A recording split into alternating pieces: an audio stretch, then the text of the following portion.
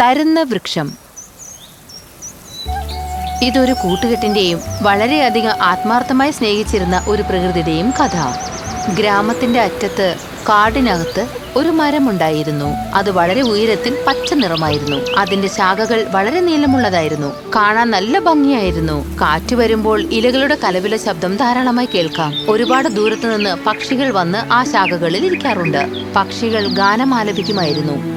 അത് വളരെ ഭംഗിയായ സന്തോഷമായ ഒരു മരമായിരുന്നു. പട്ടണത്തിൽ നിന്നും വന്ന ഒരു പുതിയ ചെറിയ ആൺകുട്ടിക്ക് ആ മരൽ സന്തോഷത്തോടെ തണലേകി. സ്കൂള് വിട്ട ശേഷം ദിവസവും വൈകുന്നേരം ആ ചെറുക്കൻ ആ മരത്തിന്റെ അടുത്ത് വരുമായിരുന്നു. ആ മരത്തിലുള്ള പഴങ്ങൾ ആ കുട്ടി പറിച്ചു കഴിക്കുമായിരുന്നു. ആ മരവുമായി അവൻ കളിക്കുമായിരുന്നു. കുറേ നേരം സംസാരിച്ചുകൊണ്ടേയിരിക്കും രണ്ടുപേർ. അവൻ ആ മരത്തിനോട് എല്ലാ കാര്യങ്ങളും തുറന്നു പറയും. അവന്റെ മനസ്സിലുള്ള കാര്യങ്ങൾ, അവന്റെ ഭാവി കാര്യങ്ങൾ, അവന്റെ സ്വപ്നങ്ങൾ, പിന്നെ സ്കൂളിൽ നടക്കുന്ന കാര്യങ്ങളെല്ലാം അങ്ങനെ തുറന്നു പറയും. അവൻ പറയുന്നത് മുഴുവൻ മരം ശ്രദ്ധിക്കുന്നുണ്ടായിരുന്നു. എന്നിട്ട് സന്തോഷം കൊണ്ട് ചിരിക്കും. അവര് രണ്ടുപേരും തമ്മിൽ അവരുടെ സ്വപ്നങ്ങൾ പകരുമായിരുന്നു. ശക്തിയോടെ രണ്ടുപേരും വളർന്നു. മരത്തിൽ നിന്നും ഇലകൾ പറിച്ച് രാജാവിന്റെ കിരീടമുണ്ടാക്കി അവൻ തലയിൽ വെക്കും. അവൻ മരത്തിന്റെ മുകളിൽ കയറി ഊഞ്ഞാല കളിക്കുമായിരുന്നു.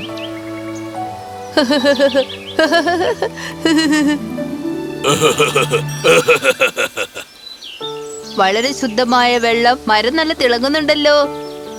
അതെ, സത്യമാണ്. നീ ഭയങ്കര ഭാഗ്യശാലിയാ. എല്ലാം നിനക്ക് കാണാൻ സാധിക്കും. തിളങ്ങുന്ന വെള്ളം, സൂര്യൻ അസ്തമിക്കുന്നത്, പിന്നെ ഈ കാറ്റ്. നിനക്ക് എന്ന് സന്തോഷമായിരിക്കും. എനിക്കും ഇവിടെ നിന്റെ ഒപ്പം ജീവിക്കാമായിരുന്നു. ജലം, സൂര്യൻ, കാറ്റ് എല്ലാം എപ്പോഴും ഇവിടെ തന്നെയായിരിക്കും. അത് നിനക്ക് പകർന്നു തരുന്നതിലൂടെ എനിക്ക് സന്തോഷമുണ്ടാകും. നീ ഒരു നല്ല മരമാ. എനിക്ക് നിന്നെ വളരെ ഇഷ്ടമായി. എനിക്കും നിന്നെ ഒരുപാട് ഇഷ്ടപ്പെട്ടു.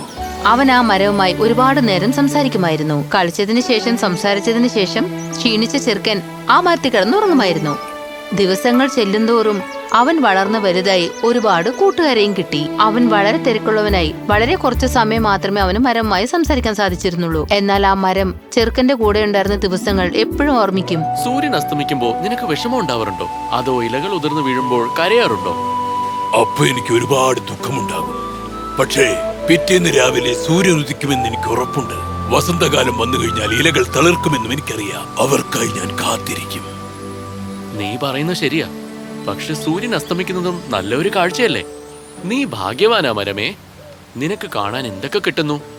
ഇങ്ങനെ ജീവിക്കാനാ എനിക്കും ഇഷ്ടം. ഭാഗ്യത്തെക്കുറിച്ചൊന്നും എനിക്കറിയില്ല. പക്ഷെ സൂര്യൻ എപ്പോഴും ഇവിടെ തന്നെ ഉണ്ടാകും. നിന്റെ കൂടെ ഇരിക്കാനാ എനിക്ക് ഒരുപാട് സന്തോഷം. നീ ജീവിതം മുഴുവൻ ഇവിടെ തന്നെ ഉണ്ടായിക്കോ. നിനക്കിവിടെ ഇഷ്ടമാണെന്നും അറിയാം. അതത്ര എളുപ്പമുള്ള കാര്യമല്ല. നിനക്കത്രയും ചുമതലകളില്ലല്ലോ. എനിക്ക് ജോലിക്ക് പോകണം, ഒരു വീട് നോക്കണം. എനിക്ക് എന്റെ ജീവിതത്തിൽ മുന്നോട്ട് പോകണ്ടേ? എന്നിട്ട് എനിക്ക് സന്തോഷമായി ജീവിക്കണം. നിനക്കിപ്പോൾ സന്തോഷമല്ലേ? തീർച്ചയായും ഉണ്ട്. പക്ഷെ എനിക്ക് ഇനിയും വേണം. അങ്ങനെ അവൻ മരത്തിന്റെ അടുത്തേക്ക് വരുന്നത് പാടെ അങ്ങ് നിർത്തി. ആ മരം ആ ചെറുക്കിന് വേണ്ടി കാത്ത് വളരെ ഒറ്റപ്പെട്ടുപോയി. അങ്ങനെയൊക്കെ ഒരു ദിവസം ആ മരത്തിനെ കാണാൻ അവൻ വന്നു. അവനെ കണ്ടതും മരം വളരെയധികം സന്തോഷിച്ചു. അവൻ അടുത്തു വരുംതോറും മരം കൂടുതൽ സന്തോഷിച്ചു കൊണ്ടിരുന്നു. എന്നാൽ അവൻ നോക്കാതെ പോയി. മരം അവനെ വിളിച്ചു. വന്നാലും മകനെ, വന്നെന്റെ മുതുകത്ത് കയറിക്കോളൂ. പിന്നെ കൊമ്പുകളിൽ പിടിച്ച് ഊഞ്ഞാലാടൂ. എന്നിട്ട് ആപ്പിൾ തിന്നോ, സന്തോഷമായി ഇരുന്നോളൂ. ഈ പ്രായത്തിൽ എനിക്ക് നിന്റെ മുകളിൽ കയറാനോ ശാഖകളിൽ തൂങ്ങി ആടാനോ പറ്റില്ല. സൂര്യൻ അസ്തമിക്കാറായി മകനെ. നിനക്കത് കാണാൻ ആഗ്രഹമില്ലേ? എനിക്ക് കുറെ തിരക്കുണ്ട്. എനിക്ക് കുറെ കാര്യങ്ങൾ ചെയ്തു തീർക്കണം. എന്നിട്ട് ഈ ലോകവും കാണണം. നീ എന്തിനാ ഇങ്ങനെ ദുഃഖിക്കുന്നത്? എനിക്ക് കുറച്ച് പൈസ വേണം മരമേ. ഓ, ഈ ലോകത്തിൽ സന്തോഷമായിരിക്കാൻ നമ്മുടെ കയ്യിൽ പൈസ ഉണ്ടാവണം. അവന്റെ സങ്കടം ആ മരത്തിന് കാണാനാവില്ലായിരുന്നു. ഈ ആപ്പിളുകൾ നീ കൊണ്ടുവയ്ക്കോ. എന്നിട്ട് മാർക്കറ്റിൽ വിറ്റോ. അങ്ങനെ നിനക്ക് ഇഷ്ടം പോലെ പണം കിട്ടും. എന്നോട് ക്ഷമിച്ചാലും നിനക്ക് തരാൻ എന്റെ കയ്യിൽ പണമില്ല. എന്റെ കയ്യിൽ ഇലകളും ആപ്പിളും മാത്രമേ ഉള്ളൂ. സത്യമായിട്ടോ? നീ പറയുന്നത് ശരിയാണോ? അങ്ങനെ ചെയ്താൽ നിനക്ക് സന്തോഷമാകുമോ? തീർച്ചയായും. നന്ദി മരമേ. നീയാണ് എന്റെ സുഹൃത്ത്. അങ്ങനെ ആ ചെറുക്കൻ ആ മരം കയറാൻ തുടങ്ങി. മരത്തിലുള്ള എല്ലാ ആപ്പിൾസും അവനെടുത്തു. അങ്ങനെ അത് വിൽക്കുവാൻ അവൻ മാർക്കറ്റിലേക്ക് ചെന്നു. അവനെ സഹായിക്കാൻ സാധിച്ചതിൽ ആ മരം വളരെയധികം സന്തോഷിച്ചു. എന്നാലും അവൻ മരത്തിൽ നിന്ന് വളരെ അകലെ അകന്നിരുന്നു. ആ മരം വളരെയധികം സങ്കടപ്പെട്ടു. വർഷങ്ങൾ അങ്ങനെ പോയിക്കൊണ്ടിരുന്നു. പക്ഷികൾ വരുമായിരുന്നു, പാട്ടുപാടുമായിരുന്നു, തിരിച്ചു പോവുകയും ചെയ്യും. തന്റെ ഉയർന്ന ശാഖകളുമായി ആ മരം ആ ചെറുക്കന് വേണ്ടി കാത്തിരുന്നു. അവന്റെ തിരിച്ചുവരവിനു വേണ്ടി മരം കാത്തിരുന്നു. അതിനുശേഷം അവൻ ഒരു ദിവസം തിരിച്ചു വന്നു. മരം വളരെയധികം സന്തോഷിച്ചു. വന്നാലും മകനെ, വന്നിട്ട് എന്റെ മുകളിലേക്ക് കയറിക്കോ, എന്നിട്ട് എന്റെ കൊമ്പുകളിൽ നീ ഊഞ്ഞാലാടിക്കോ, എന്നിട്ട് സന്തോഷമായിരിക്കേ. എനിക്ക് മരം കയറാനൊന്നും സമയമില്ല. ഞാൻ കുറച്ച് തിരക്കില്ല. എനിക്കിപ്പോ കല്യാണവും കഴിഞ്ഞു. മരമേ, എനിക്കൊരു ഭാര്യയും കുട്ടിയും ഉണ്ട്. ശരിക്കും നീ ഒരുപാട് വളർന്നു അല്ലേ? പക്ഷേ നീ ഇപ്പോ എന്താ സന്തോഷവാനല്ലാത്തത്? നീ ഇതിനല്ലേ ആഗ്രഹിച്ചത്? എന്റെ ചിന്ത അതല്ല മരമേ. എന്റെ സന്തോഷത്തിന് ഒരു വീടുണ്ടാക്കണം, എന്റെ കുടുംബത്തിന് വേണ്ടി. എനിക്ക് അവർക്ക് സുരക്ഷിതത്വവും സന്തോഷവും കൊടുക്കണം. നിനക്ക് തരാൻ എന്റെ കയ്യിൽ വീടില്ല. ഈ കാടാണ് എന്റെ വീട്. പക്ഷെ എന്റെ കയ്യിൽ മരക്കൊമ്പുകളുണ്ട്. നിനക്ക് ഈ മരക്കൊമ്പുകളെ ഒടിച്ച് നല്ലൊരു വീട് പണിതെടുക്കാം. അങ്ങനെ നീ സന്തോഷവാനാകും. വളരെ നന്ദി മരമേ. ആ ചെറുക്കൻ ആ മരത്തിൽ കയറി അതിന്റെ ശാഖകളെല്ലാം മുറിച്ചെടുത്തു.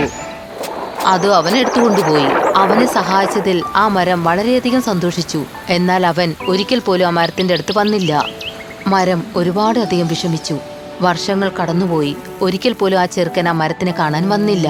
എന്നാൽ മരത്തിന് ഇപ്പോൾ പക്ഷികളെയും സഹായിക്കാനാവുന്നില്ല. പക്ഷികൾ പറന്നു വന്ന മരത്തിനെ നോക്കി തിരിച്ചു പോകുമായിരുന്നു. പക്ഷികൾക്കിരുന്ന് പാട്ടുപാടാൻ മരത്തിൽ ശാഖകൾ ഉണ്ടായിരുന്നില്ല. പക്ഷികൾ താഴെ വന്നിരിക്കുമ്പോൾ ആ മരം ആ ചെറുക്കനെ കുറിച്ച് അന്വേഷിക്കുമായിരുന്നു. എന്നാൽ പക്ഷികളാരും ആ ചെറുക്കനെ കണ്ടിരുന്നില്ല. ആ മരം വളരെയധികം ഒറ്റപ്പെട്ടു. ആ മരം ആ ചെറുക്കനെ കാത്തുകാത്ത് ഒറ്റയ്ക്ക് പൊക്കത്തിൽ നിൽക്കുമായിരുന്നു.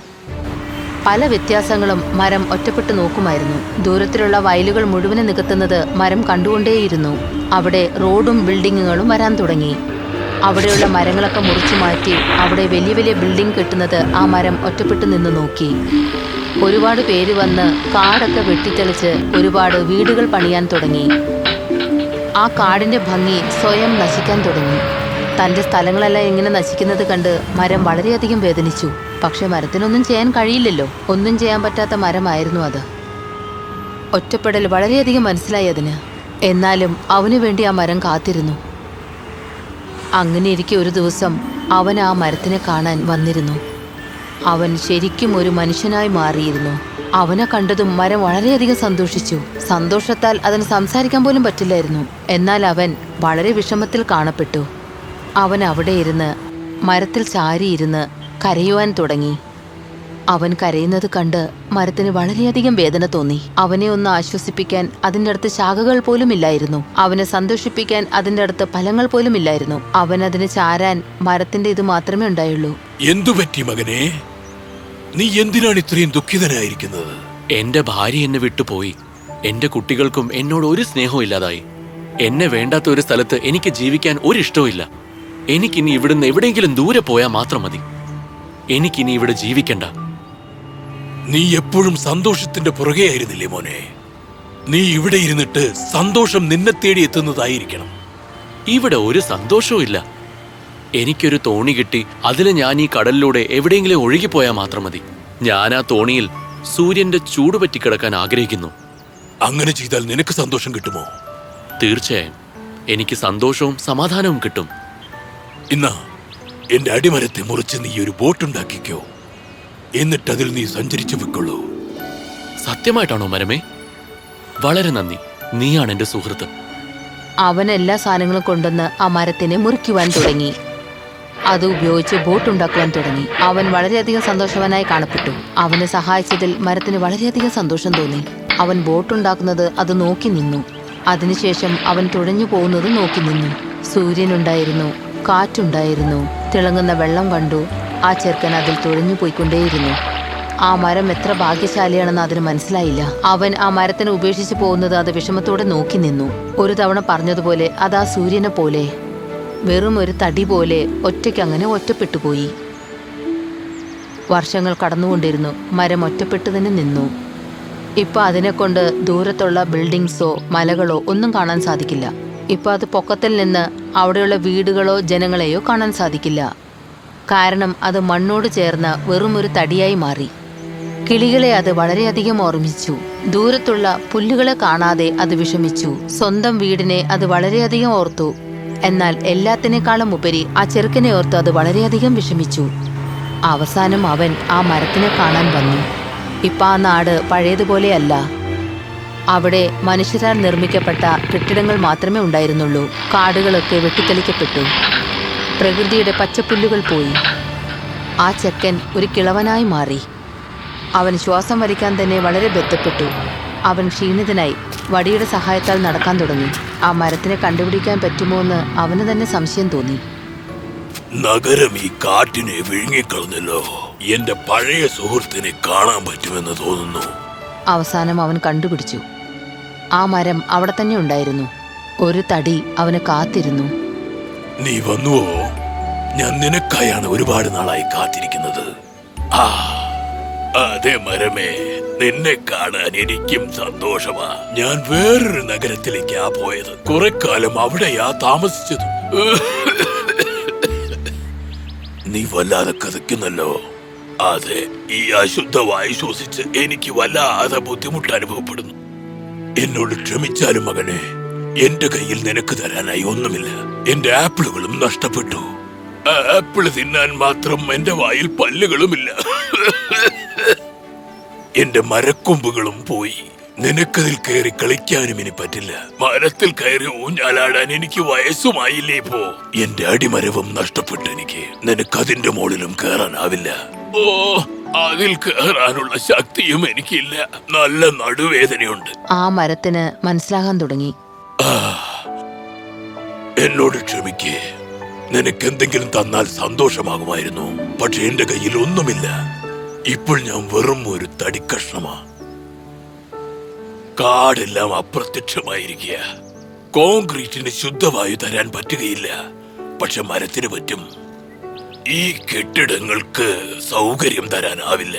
മനുഷ്യർക്ക് ഇത്രയേറെ ആർത്തി പാടില്ല. നഗരം വെറും വായു മലിനീകരണം ചെയ്തുകൊണ്ടിരിക്കുക. പ്രകൃതിയുടെ പ്രാധാന്യം മനുഷ്യരാരും മനസ്സിലാക്കുന്നേയില്ല. ആ മരം ഒന്നും സംസാരിച്ചില്ല. കാരണം പറയുവാനായി ഒന്നും തന്നെ ഇല്ലായിരുന്നു. എനിക്കിപ്പോ നല്ല വയസ്സായി.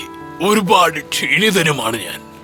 എനിക്കിപ്പോ വേണ്ടത് ശുദ്ധമായ വായുവും ഇരിക്കാൻ നല്ലൊരു സ്ഥലവുമാ.